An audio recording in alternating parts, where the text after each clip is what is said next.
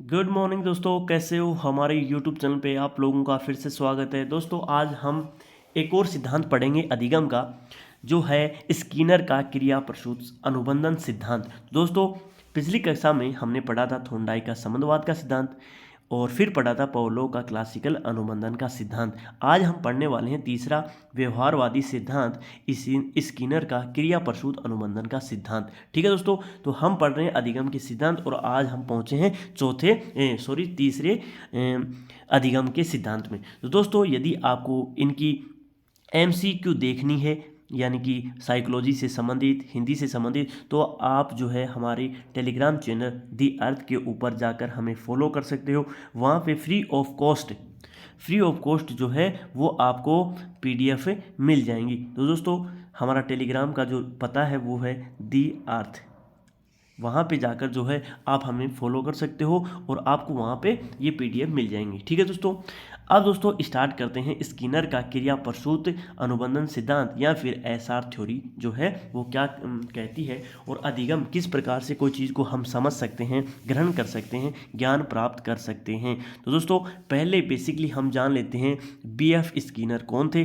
तो दोस्तों हम पढ़ रहे हैं व्यवहारवादी सिद्धांत, तो ये बीएफ स्किनर भी अपने आप में क्या थे, मौलिक व्यवहारवादी मनोवैज्ञानिक जो है इनको माना जाता है। तो दोस्तों कई बार एग्जाम में पूछ भी लिया जाता है कि चार ऑप्शन आपके सामने आएंगे, जैसे उनमें से आपको दे दिया जाएगा कि इनमें से व्यवहारवादी मनोवैज्ञानिक नहीं है, तो आपको ध्यान करना है थॉर्नडाइक, पाउलो और स्किनर तीनों जो हैं व्यवहारवादी जो मनोवैज्ञानिक हैं इनको माना जाता है। तो दोस्तों यहाँ पे आपको ये याद रखना है। फिर दोस्तों हम बात करते हैं इनके जन्म की। तो इनका जन्म जो हुआ था वो 20 मार्च 1904 को हुआ था और मृत्यु जो हुई थी 1990 को। वहीं पे यूएसए के ये स्किनर जो थे वो यूएसए के थे।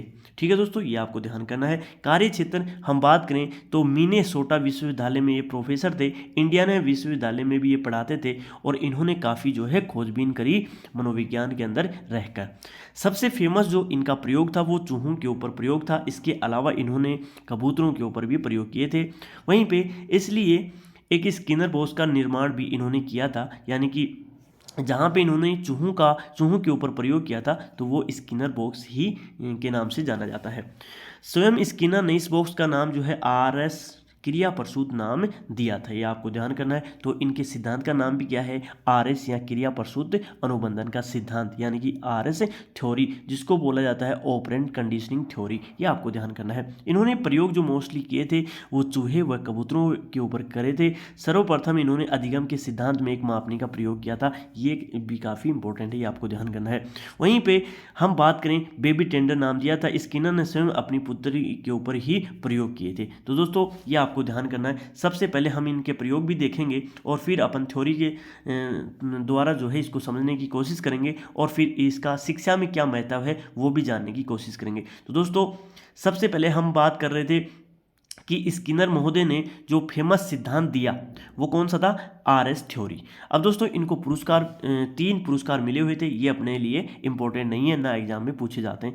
हमारे लिए इंपॉर्टेंट ये है कि इन्होंने कौन से सिद्धांत दिए और उनको किस किस नाम से जाना जाता है और किसके ऊपर प्रयोग किए। तो दोस्तों अधिगम में इन्होंने क्रिया प्रसूत अनुबंधन सिद्धांत दिए, ये हमने पहले ही बात कर ली, जिसको आरएस थ्योरी भी बोला जाता है। और हम बात करें दोस्तों 20वीं शताब्दी के सर्वाधिक प्रभावशाली मनोवैज्ञानिकों में इनको माना जाता है, ये भी आपको ध्यान करना है। वहीं बात करें रेडिकल बिहेवियर, इसके ऊपर उन्होंने क्या दिया, प्रमुख जो सिद्धांत इसमें प्रतिपादित किया था, ये भी आपको ध्यान करना है। इनके सिद्धांत को अलग अलग नामों से जाना जाता है, कई बार एग्जाम में पूछ लिया जाता है कि ऑपरेंट कंडीशनिंग थ्योरी किसने दी, आरएस थ्योरी किसने दी, साधनात्मक अनुबंधन का सिद्धांत किसने दिया। तो इससे संबंधित परीक्षाओं में काफ़ी बार प्रश्न पूछ लिए जाते हैं। तो आपको ये ध्यान करना है कि सक्रिय अनुबंधन सिद्धांत इसको बोला जाता है, यहीं इंग्लिश में इसको बोल दिया जाता है ऑपरेंट कंडीशनिंग थ्योरी, या फिर बोले आरएस सिद्धांत, या फिर बोले साधनात्मक अनुबंधन का सिद्धांत, इंस्ट्रूमेंटल कंडीशनिंग थ्योरी भी इसको बोला जाता है, ये आपको ध्यान करना है। नैमित्तिकीय अनुबंधन सिद्धांत या फिर कार्यात्मक प्रतिबद्धता सिद्धांत भी इसको बोला जाता है। आरएस टाइप कंडीशनिंग, आरएफ यानी कि रिस्पॉन्स जो इसमें आएगा, ऑपरेंट जिसको बोला जाता है, क्रिया प्रसूत बोला जाता है, तो आर टाइप कंडीशनिंग भी इसको बोला जाता है। है या आरआर थ्योरी। ठीक है दोस्तों, तो ये आपको ध्यान करना है। फिर आरआर का मीन्स क्या होता है, तो आरआर का मीन्स होता है रिस्पॉन्स एंड रीइंफोर्समेंट, यानी कि अनुक्रिया और पुनर्बलन, ये आपको ध्यान करना है। तो अनुक्रिया पुनर्बलन सिद्धांत भी इसको कहा जाता है। तो कई बार एग्जाम में पूछा जाता है इनसे संबंधित कि ये सिद्धांत जो है किसने दिया, तो कई बार जो है घुमा के जो है क्वेश्चन को पूछ लिया जाता है। तो ये आपको सारे नाम यहाँ पे लिख दिए हैं, स्किनर का नाम आते ही इनमें से आपको टिक लगा देना है। अब दोस्तों हम बात करें कि जो स्किनर महोदय थे इन्होंने काफ़ी किताबें भी लिखी थी। तो फेमस जो पुस्तक है वो पूछ ली जाती है कि द बिहेवियर ऑफ ऑर्गेनिज्म 1938 में इन्होंने पुस्तक लिखी, तो ये आपको ध्यान कर लेनी है।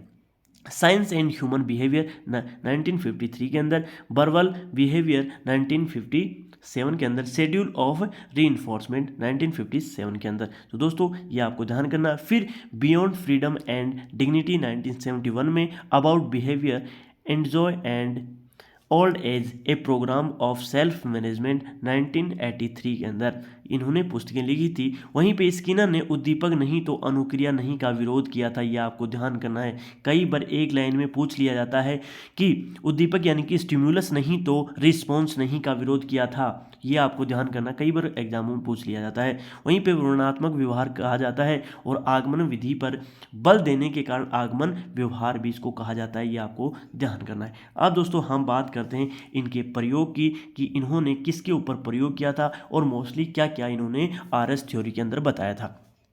तो दोस्तों हमने बात करी कि इस सिद्धांत को हम बात करें सक्रिय अनुबंधन का सिद्धांत कहते हैं या ऑपरेंट कंडीशनिंग थ्योरी भी इसको बोला जाता है। इन्होंने मोस्टली चूहे और कबूतरों के ऊपर प्रयोग करके समझाने की कोशिश की कि सक्रिय अनुबंधन या बात करें ऑपरेंट जो कंडीशनिंग होती है वो होती क्या है। तो सबसे पहले मैं आपको दिखाता हूँ कि एक प्रयोग तो कर रहे थे चूहों के ऊपर। पहला प्रयोग ये था दोस्तों, तो यहाँ पे एक चूहे को एक पजल बॉक्स में बंद कर दिया और दोस्तों उसके सामने एक खटका यहाँ पे लगा दिया।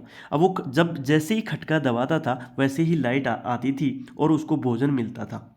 ठीक है दोस्तों, तो इस सिद्धांत के थ्रू स्किनर महोदय समझाना चाहते थे कि हमारे सामने पहले वो रिस्पॉन्स करेगा, उसके बाद में यदि उसको पुनर्बलन जो मिल जाता है तो फिर जो है अधिगम हो जाता है। पहला प्रयोग यहाँ पे था, यानी कि जैसे ही वो खटका दबाएगा और खटके दबाने पर ही लाइट जो है उसको पड़ेगी और पड़ते ही उसको फूड मिल जाएगा। तो दोस्तों यहाँ पे आपको ध्यान करना है। अब दोस्तों उस प्रयोग के बारे में अपन यहाँ से थोड़ी सी थ्योरी देख लेते हैं।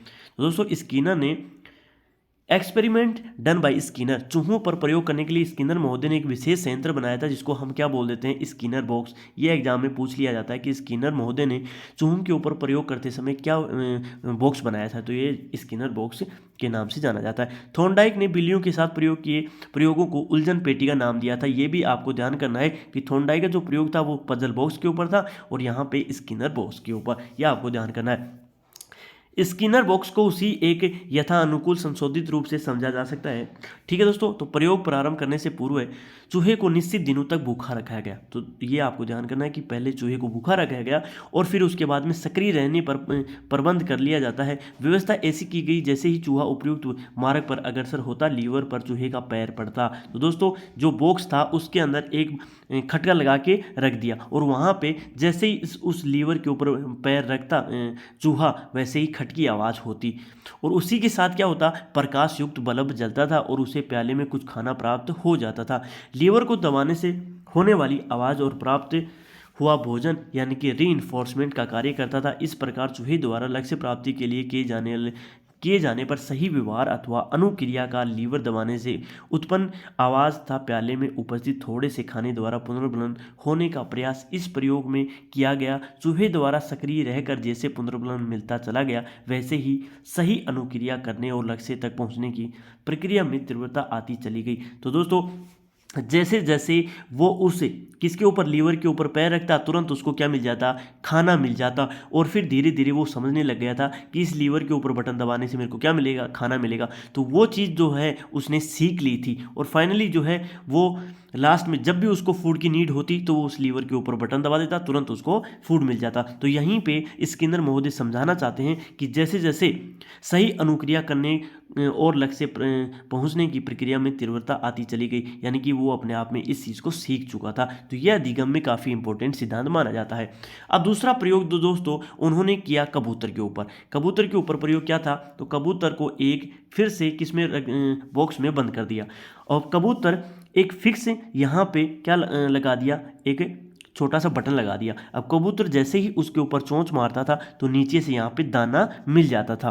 तो दोस्तों काफ़ी प्रयासों के बाद कबूतर ने ये पाया कि जैसे वो उस खटके के ऊपर चोंच मारता उसको तुरंत जो है दाना मिल जाता। तो यहाँ पे काफ़ी प्रयासों के बाद कबूतर को जैसे ही फूड की नीड होती तो वो उस खटके के ऊपर जो है चोंच मार देता। तो यहाँ पे इसको बोलते हैं ऑपरेंट कंडीशनिंग थ्योरी। तो दोस्तों यहाँ पे ये जो बॉक्स बनाया था इसका नाम है स्किनर बॉक्स, तो ये आपको ध्यान करना है। तो दोस्तों दूसरा प्रयोग एक बार देख लेते हैं।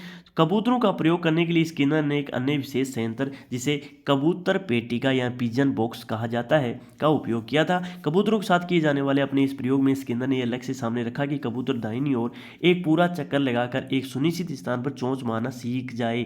तो वो चाह रहे थे कि उसके ऊपर जैसे बॉक्स था यहाँ पे चोंच मारे, वो चाह रहा था और कबूतर अंदर अंदर घूम रहा था। ठीक है दोस्तों, और जैसे ही उसने दाहिनी ओर पूरा चक्कर लगाकर एक सुनिश्चित स्थान पर चोंच मारना सीख जाए, इस प्रयोग में कबूतर पेटिका में बंद भूखे कबूतर ने जैसे ही दाहिनी ओर घूमकर सुनिश्चित स्थान पर चोंच मारी तो उसे क्या मिल गया, अनाज का एक दाना प्राप्त हुआ। इस दाने द्वारा कबूतर को अपनी सही व्यवहार की पुनरावृत्ति के लिए पुनर्बलन प्राप्त हुआ। अब दोस्तों जैसे ही उसको फूड की नीड होती तो वो समझ चुका था, उसमें जो है अधिगम डेवलप हो चुका था, उसका व्यवहार जो है वो सुधर चुका था। तो उसको जैसे ही उसने चोंच मारी उसको फूड मिल जाता, दाना मिल जाता और उसने फिर दाहिनी ओर घूमकर चोंच मारने की अनुक्रिया की। तो दोस्तों वो रिस्पॉन्स उसके ऊपर करने लग गया था। परिणाम स्वरूप उसे फिर अनाज का एक दाना प्राप्त हुआ। इसे धीरे धीरे कबूतर ने दाहिनी ओर फिर सिर घुमाकर चोंच मारने की क्रिया द्वारा दाना प्राप्त करने का ढंग सीख लिया। तो दोस्तों उसको पता लग गया था कि यहाँ पे चोंच मारने पे मेरे को क्या मिलेगा, दाना मिल जाएगा। अपने इसी प्रकार के प्रयोगों द्वारा स्किनर ने अधिगम यानी कि किसी चीज़ को ऐसे सीखा जा सकता है, ये आपको ध्यान करना है। ठीक है दोस्तों, के क्षेत्र में एक नए सिद्धांत सक्रिय अनुबंधन को जन्म दिया। तो दोस्तों ये दो प्रयोग थे, एक किसके ऊपर था, एक चूहे के ऊपर और दूसरा था कबूतर के ऊपर। तो दोस्तों हमने बात करी यहाँ पे जैसे ही खटका दबाता लाइट पड़ती उसको फूड मिल जाता चूहे को, वहीं पे दूसरी जगह जैसे ही कबूतर ने चोंच मारी और तुरंत उसको फूड मिल गया। तो ये अपने आप में दो सिद्धांत स्किनर महोदय ने यहाँ पे दिए थे। यहाँ पे अब बात करें ऑपरेंट बिहेवियर। तो दोस्तों ये हमने यहाँ पे बात करी कि दोनों में, चूहे के अंदर भी और कबूतर के अंदर भी व्यवहार डेवलप हो गया था और उसको अधिगम हो चुका था कि यहाँ पे ये हम काम करेंगे, रिस्पॉन्स करेंगे तो हमें इस प्रकार का जो है पुनर्बलन या फिर क्या मिलेगा, रीइंफोर्समेंट मिलेगा।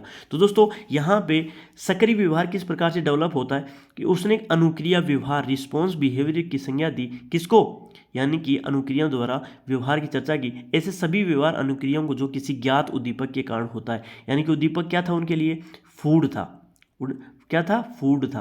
तो यहाँ पे फूड जो है उनमें रिस्पॉन्स बिहेवियर डेवलप करने में महत्वपूर्ण रोल निभाया। या फिर बात करें हम रीइंफोर्समेंट का काम किसने किया, फूड ने किया। अनुक्रियाओं को जो किसी ज्ञात उद्दीपक के कारण नहीं होता इसे सक्रिय व्यवहार का नाम दिया। तो ये आपको ध्यान करना है, उन्होंने इसका क्या नाम दिया था, ऑपरेंट बिहेवियर का नाम दिया था। अब दोस्तों हम बात करते हैं सक्रिय व्यवहार और पुनर्बलन कितना इंपॉर्टेंट है। यानी कि दोस्तों यदि उनको फूड नहीं मिलता तो क्या कंडीशनिंग होती, तो यहाँ पे यही बताना चाह रहे हैं कि दोस्तों किसी भी प्राणी द्वारा की गई अनुक्रिया अथवा व्यवहार को हम दो प्रकार से डिवाइड कर सकते हैं। एक तो रीइंफोर्समेंट जो होते हैं वो दो टाइप के होते हैं, एक तो नेगेटिव, एक होते हैं पॉजिटिव। पॉजिटिव एक तो होते हैं पॉजिटिव, एक होते हैं नेगेटिव। अब यहाँ पे जो रीइंफोर्समेंट होते हैं पॉजिटिव कौन कौन से होते हैं, जैसे हमने बात करी, एक तो होते हैं गणात्मक जिसको बोला जाता है, जैसे भोजन, पानी, लैंगिक संपर्क, धन दौलत, मान सम्मान, प्रशंसा और सामाजिक स्वीकृति आदि की प्राप्ति होती है। तो ये तो सारे क्या है, पुनर्बलन के कौन से प्रयोग हैं, यानी कि कौन से प्रकार हैं, ये पॉजिटिव हैं। वहीं पर दूसरी प्रकार से हम बात करें, डांटना या आघात, डरावनी आवाज़, अपमान, डांट, फटकार करना, ये सारे पुनर्बलन के कौन से प्रयोग हैं, ये हैं नेगेटिव प्रयोग। तो यहाँ पे हम बात करें कि यहाँ पे कबूतर और चूहों में कौन सा देखा गया, तो वो देखा गया पॉजिटिव, यानी कि उनको तुरंत क्या मिल रहा था, भोजन मिल रहा था। ठीक है दोस्तों, वैसे ही हम किसी में यदि किसी चीज़ का डेवलप करना चाहते हैं, उसको सिखाना चाहते हैं, तो हम उसको पॉजिटिव रीइंफोर्समेंट देकर कुछ भी चीज़ सिखाई जा सकती है। जैसे आप KVS की तैयारी कर रहे हो तो आपके लिए रीइंफोर्समेंट का काम क्या है, आपको पोस्ट मिलेगी कौन सी, फर्स्ट ग्रेड या फिर पीजीटी या फिर पीआरटी, तो आपके लिए वो क्या है, रीइंफोर्समेंट है। और कौन सा पॉजिटिव है, ठीक है। वहीं पे आपको जैसे ही केवीएस आपने पास कर लिया, उसके बाद में आपको मारा जाए या फिर जेल में डाल दिया जाए, तो वो क्या है, नेगेटिव अपने आप में रीइंफोर्समेंट माना जाएगा। या फिर आपको जैसे आपने इतनी तैयारी करी, उसके बाद में भी लोग आपको डांटे ताने मारे, तो वो अपने आप में क्या है, वो अपने आप में नेगेटिव रीइंफोर्समेंट है। और लोग करते भी ऐसे हैं, तो उससे क्या है, नेगेटिव इफेक्ट पड़ता है। तो यहाँ पे स्किनर महोदय क्या समझाने चाहते हैं कि हम यदि रीइंफोर्समेंट के थ्रू हम किसी चीज़ को सिखाएं, तो पॉजिटिव रीइंफोर्समेंट के थ्रू अपन उस चीज़ को सिखा सकते हैं। तो रीइंफोर्समेंट या बात करें, पुनर्बलन के दो प्रकार होते हैं, एक नेगेटिव एक पॉजिटिव। पॉजिटिव के अंदर हम बात करें, यानी कि भोजन हो गया, पानी हो गया, मान सम्मान, पैसा, धन दौलत, ये सारी जितनी भी चीज़ें हैं वो पॉजिटिव होंगी। वहीं पे नेगेटिव क्या होगा, किसी चीज़ को, यानी कि किसी व्यक्ति को डांटना, मारना, कूटना, आघात पहुंचाना या फिर डांट अपमान करना, ये सारी चीज़ें कौन सी हैं, नेगेटिव है। अब बात करें दोस्तों, इसका क्रिया प्रसूत या ऑपरेंट जो थ्योरी है, उसका शिक्षा में क्या महत्व है। तो दोस्तों, एक तो इससे हम क्या कर सकते हैं, अधिगम का स्वरूप प्रदान करना। तो दोस्तों, इससे क्या कर सकते हैं, लर्निंग कर सकते हैं। ये हमने सीख लिया कि जैसे ही हमें पॉजिटिव रीइंफोर्समेंट मिलता है, तो हम क्या करते हैं, नई चीज़ों को सीख लेते हैं। शिक्षक इस सिद्धांत के द्वारा सीखे जाने वाले व्यवहार के स्वरूप प्रदान करता है। उद्दीपक यानी कि स्टिमुलस पर नियंत्रण करने वांछित व्यवहार का सर्जन करता है। यह आपको ध्यान करना है। वोकैबुलरी ये बढ़ती है दोस्तों, शब्दकोश इससे बढ़ता है। इस सिद्धांत का प्रयोग बालकों द्वारा शब्द भंडार में जो है वृद्धि के लिए किया जा सकता है। काफ़ी इंपॉर्टेंट है, ये पूछ लिया जाता है कि शब्द भंडार जो है किस सिद्धांत के थ्रू जो है डेवलप किया जा सकता है। तो वोकैबुलरी जो डेवलप होती है वो ऑपरेंट थ्योरी के माध्यम से डेवलप होती है। वहीं पे अभिकर्मित अधिगम क्या होता है, तो अभिकर्मित अधिगम जो होता है, किसी भी चीज़ को टुकड़ों में करके पढ़ना। जैसे हमने बात करी, जैसे हम केवीएस का पार्ट है, तो जैसे साइकोलॉजी को हम टुकड़ों में करके पढ़ें, तो वो अपने आप में क्या हो गई, अभिकर्मित अधिगम इसको बोला जाता है, प्रोग्राम्ड लर्निंग इसको बोला जाता है। तो किसी भी चीज़ को टुकड़ों में करके पढ़ना अभिकर्मित अधिगम कहलाता है। तो इस सिद्धांत में जो है नई चीज़ें आई थी, अभिकर्मित अधिगम। फिर आ जाए निदानात्मक शिक्षण, यानी कि रेमिडियल ट्रेनिंग। तो ये क्या होता है, यानी कि किसी प्रकार की यदि आपको कॉम्प्लेक्स डाउट्स हैं या प्रॉब्लम्स हैं, तो उनको हम क्या करें, निदान करें, उनकी प्रॉब्लम्स को सोल्व करें। उसी को हम क्या बोलते हैं, निदानात्मक शिक्षण बोलते हैं। यानी कि क्रिया प्रसूत सिद्धांत जो जटिल व्यवहार वाले मानसिक रोगियों को वांछित व्यवहार के अधिगम में विशेष रूप से सहायक सिद्ध होता है। तो ये जो ऑपरेंट थ्योरी है ना, वो रेमेडियल ट्रेनिंग के लिए भी काफ़ी इंपॉर्टेंट है। फिर परिणाम की जानकारी इससे प्राप्त की जा सकती है। यानी कि हम बात करें, व्यक्ति को कार्य के परिणामों की जानकारी हो, तो उसके अधिगम के भावी व्यवहार पर प्रभाव पड़ता है। गृह कार्य के संशोधन का भी छात्र के अधिगम की गति तथा गुण पर प्रभाव पड़ता है। तो दोस्तों, गृह कार्य जो होता है, हम उसको देकर जो है वो लर्निंग करवा सकते हैं। तो इससे हम, जैसे गृह कार्य किस प्रकार का एक बच्चे ने किया है, तो हम उसके थ्रू जो है उसका परिणाम जान सकते हैं, उसका रिजल्ट कैसा होगा हमें आइडिया लगा सकते हैं। वहीं पे बात करें रीइंफोर्समेंट, यानी कि पुनर्बलन क्या होता है, तो पुनर्बलन जो होता है, यानी कि अधिकारी अभ्यास द्वारा क्रिया को बल मिलता है। जैसे आपके सामने केवीएस है, तो आपके लिए क्या हो गया, रीइंफोर्समेंट हो गया, इसमें पास हो गए तो तुरंत आपको पोस्ट मिल जाएगी। ठीक है दोस्तों, और सर्टिफिकेशन मिलता है। तो स्किनर ने जो ये सक्रिय अनुबंधन सिद्धांत जो बताया है, इससे क्या मिलता है, सेटिस्फिकेशन मिलता है, संतोष मिलता है। तो स्किनर कहता है, जब भी काम में सफलता मिलती है तो संतोष प्राप्त होता है। जैसे आपने एक टारगेट रखा केवीएस की एग्जाम जैसे ही आपने पास करी और आपको तुरंत पोस्ट मिल गई, तो आपको क्या होगा, सेटिस्फिकेशन मिल जाएगा कि मैंने जो मेहनत की उसका मेरे को सफल परिणाम या पॉजिटिव परिणाम मिला है। तो ये अपने आप में क्या दिखाता है, सेटिस्फिकेशन को दिखाता है। पद विभाजन, तो स्मॉल स्टेप्स, यानी कि क्रिया प्रसूत अधिगम में सीखी जाने वाली क्रिया अनेक छोटे छोटे पदों में विभक्त किया जाता है।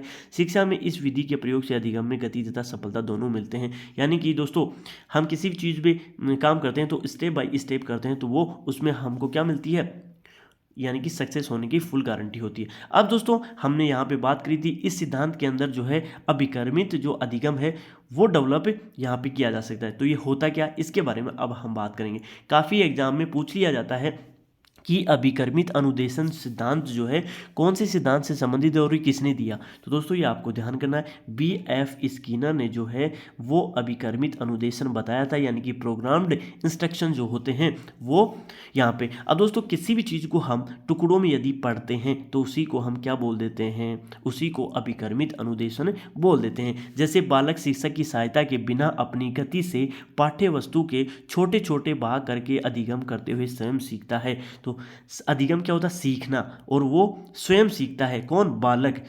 यानी कि टीचर ने एक छोटा सा पैराग्राफ बता दिया कि भाई बच्चों इसमें से आपको पढ़ना है। अब बच्चे ने जो है उसके छोटे छोटे पार्ट करके खुद के द्वारा जो है उसके उससे वो सीख रहा है, स्वयं सीखता है।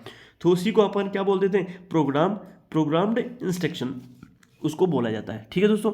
अब दोस्तों इसके प्रकार भी हैं, यानी कि प्रोग्राम जो इंस्ट्रक्शन होता है वो कितने प्रकार का होता है? तो यहाँ पे 4 प्रकार के इसके मोस्टली देखे जाते हैं। वैसे दोस्तों 2 ही प्रकार होते हैं, लेकिन जो है मैथमेटिक्स अभिक्रमित अनुदेशन भी ये डेवलप हो गया है, और इसको भी अपन समझने की कोशिश करेंगे। और फिर है कंप्यूटर प्रोग्राम्ड इंस्ट्रक्शन। तो पहला है यहाँ पे रेखीय अभिक्रमित अनुदेशन। ये क्या होता है? तो दोस्तों कोई भी चीज़ को हम पढ़ते हैं तो एक तो पढ़ते हैं लाइनर। तो लाइनर इंस्ट्रक्शन कौन सा होता है? तो पहले जैसे हमने क्या सीखे थे, फिर दूसरी क्लास आई, फिर तीसरी क्लास आई, यानी कि स्टेप बाय स्टेप हम किसी चीज़ को सीखते हैं, तो उसको बोलते हैं क्या? Liner programme instruction. तो ये आपको ध्यान करना है, यानी कि सीडी दर सीडी ही किसी चीज़ को पढ़ा जाता है, तो उसको बोलते हैं लाइनर प्रोग्राम। यहाँ फिर बात करें, जैसे हम किसी चीज़ को रेगुलर पढ़ रहे हैं, किसी प्रकार का डाउट हुआ तो हमने उसके लिए टेस्ट कंडक्ट करवाए, और टेस्ट के थ्रू जो है हम उसकी डाउट्स को क्लियर कर लेते हैं। तो ये अपने आप में ब्रांचिंग प्रोग्राम जो है उसको इंस्ट्रक्शन बोला जाता है, यानी कि किसी चीज़ की शाखाओं के द्वारा सीखना। ये ऐसे मान लो आप, तो शाखाओं के द्वारा सीखना, यानी कि रिपीट सेक्शन भी इसको बोला जाता है। जैसे हमने यहाँ पे टेस्ट कंडक्ट करवाए तो इसके पार्ट हो गए, इसकी शाखा बढ़ गई। यहाँ पे 4A हो गया, 4B हो गया। ठीक है दोस्तों, इसकी भी शाखा हो सकती है, 5A हो गया या 5B हो गया। तो ये यहाँ पे इसकी क्या बन गई? ब्रांच बन गई। और यहाँ पे कैसे सीख रहे थे? इसको एक line to line step by step सीख रहे थे। तो इसको लाइनर बोलते हैं और इसको ब्रांचिंग प्रोग्राम बोलते हैं। तो यहाँ पे आपको ध्यान करना है। जैसे हम मैं बात करूं रेखीय अभिक्रमित अनुदेशन, तो दोस्तों इसको डेवलप किया था खुद BF स्किनर ने। यह आपको ध्यान करना है कि रेखीय अभिक्रमित अनुदेशन किसने डेवलप किया, तो क्वेश्चन आ सकता है। तो इसको BF स्किनर ने ही डेवलप किया था। लाइनर प्रोग्राम्ड इंस्ट्रक्शन इसको बोला जाता है। इन्होंने पुनर्बलन के ऊपर बल दिया। तो ये आपको ध्यान करना है। जैसे आपने कोई क्लास पास की और उसके बाद में जो है रिजल्ट मिल जाता है, तो ये आपने रीइंफोर्समेंट के ऊपर इन्होंने बल दिया था। रेखीय अभिक्रमित अनुदेशन में बालक पूर्व ज्ञान से नए ज्ञान की ओर बढ़ते हुए अधिगम करता है। यानी कि दोस्तों एक क्लास पास करी, फिर दूसरी में जाएगा, तो उसका जो है पूर्व ज्ञान से नए ज्ञान की ओर वो बढ़ते चला जाता है। तो ये अपने आप में क्या हो गया? रेखीय लाइनर के ऊपर, यानी कि लाइन टू लाइन वो चल रहा है। ठीक है दोस्तों।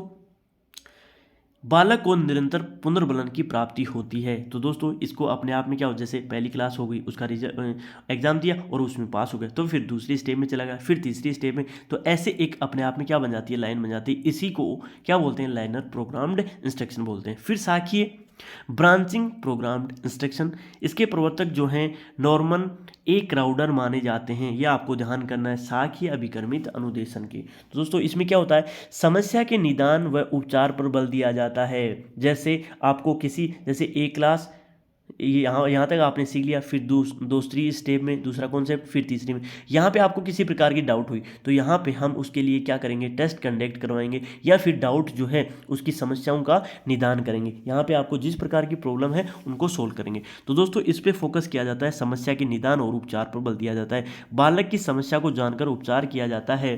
समस्या के कारणों को जानना क्या कहलाता है? निदान कहलाता है। निदानात्मक लर्निंग। और उचित समाधान करना उपचार कहलाता था। उपचारात्मक लर्निंग भी यहाँ पे की जाती है। तो शाखीय अभिक्रमित होता है, किसी चीज़ में आपको डाउट हो तो उसके लिए हम क्या करें? उसका निदान करें, तो उसको बोलते हैं ब्रांचिंग प्रोग्राम्ड इंस्ट्रक्शन।